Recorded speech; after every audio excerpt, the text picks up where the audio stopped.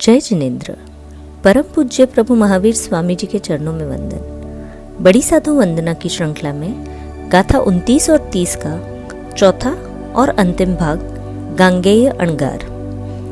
23वें तीर्थंकर भगवान पार्श्वनाथ जी के निर्वाण को 250 वर्ष से अधिक समय बीत गया और भगवान महावीर को केवल ज्ञान हुए भी बहुत समय बीत गया। तब भी पार्श्वनाथ परंपरा के साधु जैसे जैसे वीर प्रभु जी के संपर्क में आते गए, वैसे वैसे चातुर्याम रूप धर्म को छोड़कर 5 महाव्रतों की श्रेणी में दीक्षित होते गए। उनमें मुख्य रूप से केशी कुमार श्रमण का नाम विशेष प्रकाश में आता है। उसी श्रृंखला में एक नाम और भी है, गांगेय अणगार, जो जन्म से ही नपुंसक थे। श्रमण भगवान महावीर भव्य जीवों के कल्याणार्थ जनपदों में विहार करते करते शिष्य समुदाय के साथ वाणिज्यग्राम नगर के बाहर द्युतिपलाश उद्यान में पधारे।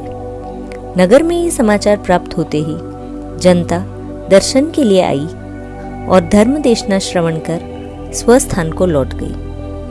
भगवान पार्श्वनाथ जी की परंपरा में दीक्षित श्री गांगेय अणगार भी वीर प्रभु की सेवा में आए और अपनी शंकाओं का समाधान पूछा। जीवों का एक गति से मरकर दूसरी गति में उत्पन्न होना, इस विषय पे उन्होंने प्रभु से चर्चा की। चारों गति के जीवों के बारे में जिज्ञासाएं प्रकट की तथा अनेक प्रश्न पूछे।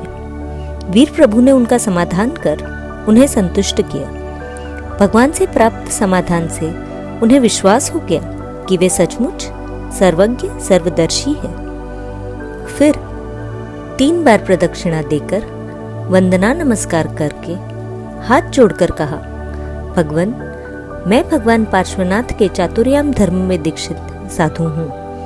अब मैं आपसे 5 महाव्रत रूप धर्म को स्वीकार करना चाहता हूँ। वीर प्रभु ने आहा सुहम देवानुपिया कहकर उन्हें अपने 5 महाव्रतों की श्रेणी में प्रवर्जित किया, संघ में प्रविष्ट किया। उसके बाद गांगेय अणगार ने दीर्घ काल पर्यंत श्रमण धर्म का निरतिचार पालन कर कठिन तपस्या से सर्व कर्मों का क्षय कर सिद्ध गति को प्राप्त किया। जिन आज्ञा विरुद्ध कुछ कहने में आया हो तो हाथ जोड़कर मिच्छामि।